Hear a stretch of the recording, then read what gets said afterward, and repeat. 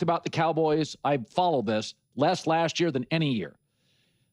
But I thought the Micah Parsons move made a lot of sense. And let me explain this. There's 3 things you need to be a great team. A great head coach, a great quarterback, and to me, a great left tackle. The Rams had to rebuild when Andrew Whitworth retired. They were fine without Von Miller. They even made it fine without Aaron Donald, although he was great. I would have moved Micah Parsons too. Edge rushers do not equal Super Bowls. Let me list the highest paid edge rushers in the NFL currently. Micah, TJ Watt, Myles Garrett, Danielle Hunt, Max Crosby, Josh Hines Allen, Brian Burns.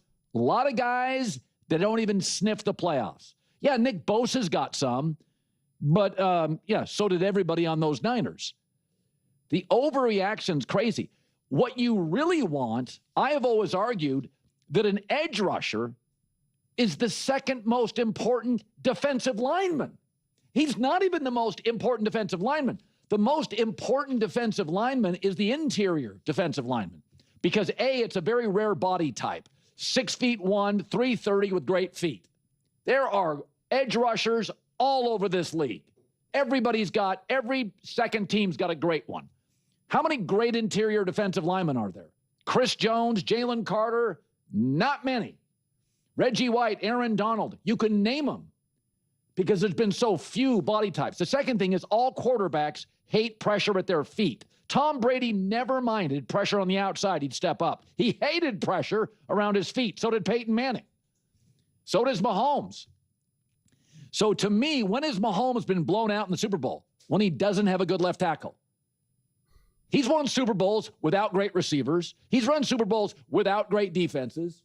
But when he's had bad left tackles, Patrick Mahomes, our most gifted quarterback, has been blown off the field twice. Right? So to me, move him. And you're paying Dak a lot, so you got to give Dak protection. They're trying to rebuild their own line. You got to give him a weapon, CeeDee Lamb. But I think Jerry Jones said it this week, and we noticed in the Cowboys Green Bay game.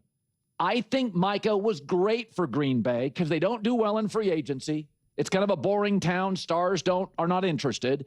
And they've drafted and developed so well, they don't need a first-round pick for a year or two. And they're also, Green Bay is a team because of their offensive greatness and efficiency. They're going to lead a lot of games with 4 minutes to go. They need a bullpen. Okay. Listen, takes like this really drive me crazy. And comments like Jerry Jones, what he's saying, drives me crazy. Because first off, it's just blatant disrespect, honestly. And Colin does this a lot with the lists. Look at all these top, and it'd always be random specific positions. This time it was, defensive players. Before it was wide receivers and quarterbacks. And he's like, look, none of them win Super Bowls. It's every single position. Okay.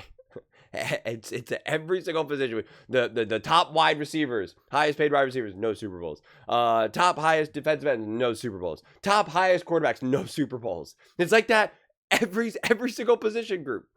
The highest paid running backs, no Super Bowls. So we can make that argument all the time. We can make that argument all the time. And I'm not even here to try to figure out, was it the right move for Jerry to trade Micah? It's over. It happened. We're entering October now. We've already played 4 games. We're on to week 5. I don't care anymore. I mean, I really don't. And I don't know how much Dallas Cowboys fans even care about. You let me know. I really don't. I really don't know. Before I get too much further into it, please do not forget to subscribe and watch the full length of this video, as it is the best possible way to support the growth of this channel. I am on a mission to build something that is firmly rooted in the sports talk world. I am trying to change the discussion. It is we, not me. But, of course, Dak is going to be more important to a team. He's the quarterback. He's the quarterback. So I just, conversations like this to me just get so sloppy. Would the Cowboys have had a better defense right now if Micah was on the field? The answer is yes. And in a game where they just scored 40, which was great, and Dak played great, how has the Dallas Cowboys defense been right now? Not so great. And I'm not going to tell you that, oh, if you have Michael in the field, like now you're holding teams to 15, to 14 points or whatever. Like I'm not saying that either. But if we're saying that Micah can't even make this defense better, well then I don't really know what to say, honestly. Then how do you want to build teams? How do you want to be great? How do you want to be special right now? And you talk about Dak being indispensable and this offense and this team, et cetera, et cetera. Now you're getting draft picks. Guys, Dak is at the tail end of his career. It's just a basic age thing right here now. You are in a win now mode. Not, hey, we're going to draft and develop some players right now. Because then those new draft picks that you have over these next, it'll take like 3 years, 4 years for those draft picks to really become what you hope them to become. And Dak Prescott's going to be in his late 30s, knocking on the door of 40. I don't know what, if Dak was 26 or something, then I could understand. Then I could, it would make a lot more sense. But you're in a win now mode here. Now, if you use those draft picks for other big players, but then like what players are you getting? And how much money do those players cost now then? So that's where I'm trying to figure this all out. When this all first happened, I was trying to figure out the timeline. Because again, for those draft picks that come to fruition, if you just draft them and develop them, and again, who knows where they're actually going to be in terms of the order of, 1 through 32.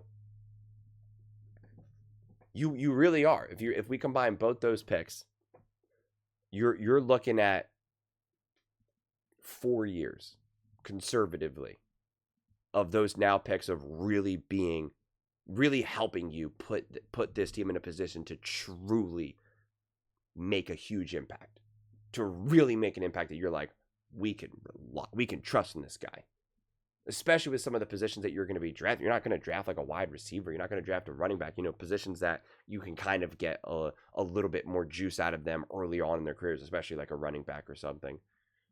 But even alignment, a lot of these players, it'll take a year or two to like feel like, okay, this is a player we can trust, right? Whatever position it really is. So again, you're looking at 3-4 years. That's pushing Dak back now. That was always my question mark about it all. And teams that are looking to win right now, who are like, we're trying to win right now, look at the decisions that they made. Like, Colin is saying, oh, Von Miller was indispensable, yet they made a midseason trade to get him that then directly led to a Super Bowl. And then they needed to now rebuild that defense. They needed to draft and develop. And then it took them years to kind of rebuild something up that now felt like, hey, they could win. And now Matthew Stafford is on the brink of retirement. So actually using the Rams as an example is pretty perfect. They needed all those pieces in the peak to be able to finally win that, to win that Super Bowl. That's why they went out again and got Von Miller. And that's why they went out and got OBJ. They made those decisions. When the Eagles needed to win now and boost up everything, they went out and got A.J. Brown. They went out and got Saquon Barkley. They're not like, well, let's just get some more draft picks and we'll draft and develop. It's like, no, we don't got time for that right now. We got these players right now. We got some big pieces that we need to utilize right now. Lane Johnson, Jason Kelce, et cetera, some important pieces, not necessarily just, because obviously Jalen is younger, but just the rest of the roster at that point. And that's what it comes down to in a lot of ways. So if you're trying to win right now, which you should be, considering Dak's age, as you're telling me that he's indispensable, he's the most important part of your team, well, then you need to build around Dak's timeline. So that's just all I keep trying to figure out with regards to the Dallas Cowboys and what they're looking to do right now. Because you just don't want to get in this weird situation where like, hey, we built a really great team right now, but like, Dak is starting to show his age a little bit. And we can never really predict when someone's going to show their age. And I know he's playing great right now, which is awesome to see. But, like, we know age comes and gets you, man. We know that. So, yeah. You would have liked the Dallas Cowboys to figure out a way, as his offense is great. You make the move for Pickens and whatnot. You have CD Lamb. Like, you would have liked them to be aggressive this offseason and say, we're boosting everything up right now. Yeah, we're keeping Micah. Yeah, we're getting so-and-so. Yeah, we're making a play for Devontae. We want Pickens, CD, and Devontae Adams. Like, we are flushed right now. We are flushed. Like, you would want to see them take big swings. Trading Micah is like it's not a big swing. It's just it's a bet on the future, is really what it is. You're kind of hedging, and it's like, that's not where you're at right now. That's you're not trying to build wealth 20 years from now. You're trying to go for broke right now. So that's the balance. That's the lens that I look at it through. But I still think it's kind of crazy that we're still talking about this right now. And Jared Jones just keeps kind of just going and going and go. He's still trying to rationalize it, and it's just like, bizarre. Just move on. But those are just my thoughts. I'd absolutely love to hear yours. What do you guys all think about the Dallas Cowboys? Did they make the right move trading Parsons? And does it even matter right now at this point? Let me know in the comments below. I read every single comment. So whether you agree with me or disagree with me, either way, let's get in some discussions. Let's get in some fights. But ultimately, let's just have some fun. Please do consider subscribing. We are building an amazing community here, and I absolutely love to see you part of it. I want to build something that we all genuinely feel connected to. Something that we're really excited to be part of. I think we're well on our way to doing it.